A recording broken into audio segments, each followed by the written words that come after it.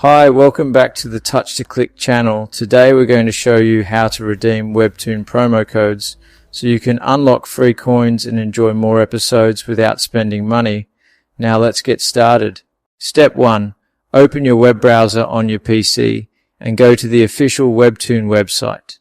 Then log in using your registered email or linked account. This step is important because promo codes only work on logged in accounts. Step 2.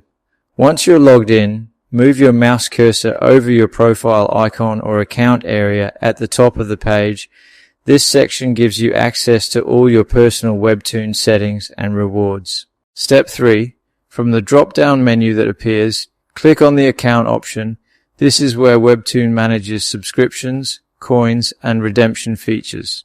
Step 4. Scroll down on the account page until you find the Redeem Free Coins option. This section is specially designed for entering promo codes and receiving bonus rewards. Step 5. Carefully enter your promo code into the provided field.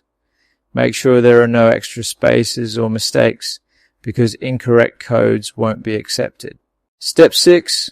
Select your device from the drop-down menu such as Android, iOS, or PC, since Webtoon uses this to verify where the reward will be applied. Step 7. Click on the Apply button to redeem the promo code.